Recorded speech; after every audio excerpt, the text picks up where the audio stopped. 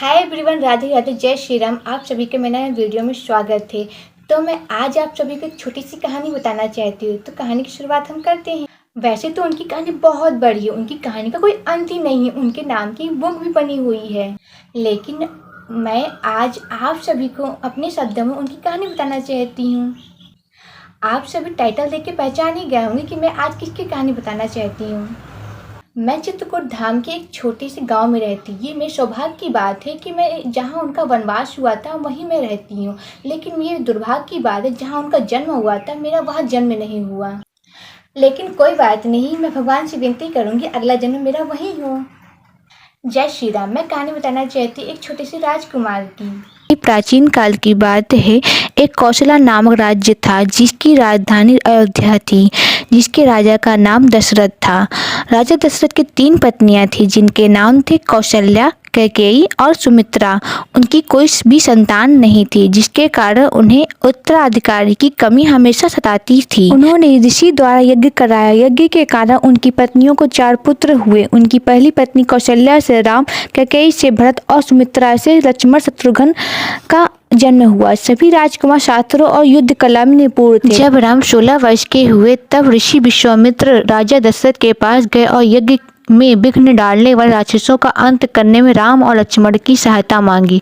राम और लक्ष्मण ने इस कार्य को आदर सम्मान कई राक्षसों का अंत किया, जिसके फलस्वरूप उन्हें ऋषि विश्वामित्र ने कई दिव्य अस्त्र प्रदान किए। धीरे धीरे श्री राम बड़े हुए और उनके विवाह का समय आया। श्री राम का विवाह माता सीता से हुआ। माता सीता की मुलाकात श्री राम से उनकी स्वयंवर में हुई, जो सीता माता के पिता मिथिला के राजा जनक द्वारा संयोजित किया गया था।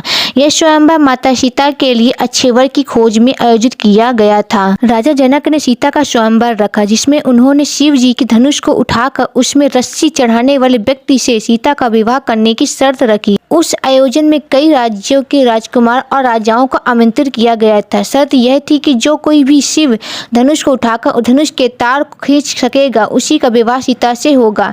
सभी राजाओं ने कोशिश किया, परंतु वे धनुष को हिला भी न सके। जब श्री राम की बारी आई तो श्री राम ने एक ही हाथ से धनुष उठा लिया और जैसे उसके तार को खींचने की कोशिश की, वह धनुष 2 टुकड़ों में टूट गया। इस प्रकार श्री राम और सीता का विवाह हुआ और लक्ष्मण का विवाह उर्मिला से, भरत का विवाह मांडवी से और शत्रुघ्न का विवाह कीर्ति से हुआ। जब राम का एक तरफ राज तिलक करने की तैयारी हो रही थी, तभी उसकी सौतेली माँ कैकेयी अपने पुत्र भरत को अयोध्या का राजा बनाने का षड्यंत्र रच रही थी। यह षड्यंत्र बूढ़ी मंथरा के द्वारा रचा गया था। रानी कैकेयी ने एक बार राजा दशरथ के जीवन की रक्षा की थी। तब राजा दशरथ ने उन्हें कुछ भी मांगने के लिए पूछा था, पर कैकेयी ने कहा, समय आने पर मैं मांग लूंगी। उसी वचन के बल पर कैकेयी ने राजा दशरथ से पुत्र भरत के लिए अयोध्या का सिंहासन और राम के लिए 14 वर्ष का वनवास मांगा। श्री राम तो आज्ञाकारी थे, इसलिए उन्होंने अपने सौतेली माँ कैकेयी की बातों को आशीर्वाद माना और माता सीता और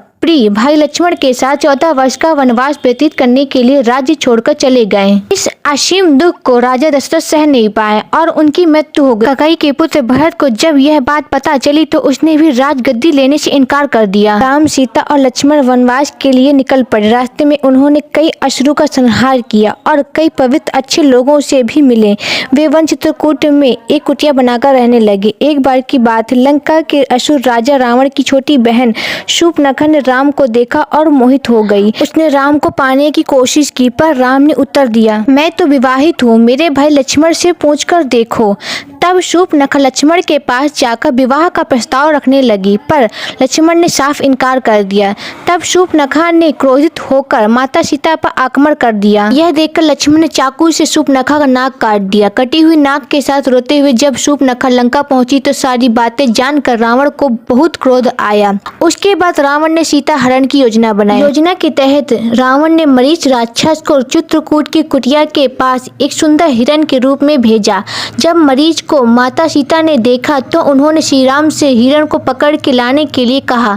सीता की बात को मानकर श्री राम ने उस हिरण को पकड़ने उसके पीछे पीछे गए और लक्ष्मण को आदेश दिया कि वो सीता को छोड़कर कहीं न जाए। बहुत पीछा करने के बाद राम ने उस हिरण को बाण से मारा। जैसे ही राम का बाण हिरण बने मरीच को लगा, वह अपने असली रूप में आ गया और राम की आवाज में सीता और लक्ष्मण को मदद के लिए पुकारने लगा। सीता ने जब राम की आवाज में उस राक्षस के विलाप को देखा तो वो घबरा गई और उसने लक्ष्मण को राम की मदद के लिए वन जाने को कहा। लक्ष्मण ने सीता माता की कुटिया को चारों ओर से लक्ष्मण रेखा से सुरक्षित किया। वो श्री राम की खोज करने वन की ओर चले गए। योजना के अनुसार रावण एक साधु के रूप में कुटिया पहुंचा और भिक्षाम देही का स्वर लगाने लगा। जैसे ही रावण ने कुटिया के पास लक्ष्मण रेखा पर अपना पैर रखा, उसका पैर जलने लगा। यह देखकर रावण ने सीता माता को बाहर आकर भोजन देने के लिए कहा। जैसे ही माता सीता लक्ष्मण रेखा से बाहर निकली, रावण ने पुष्पक विमान में सीता माता का हरण कर लिया।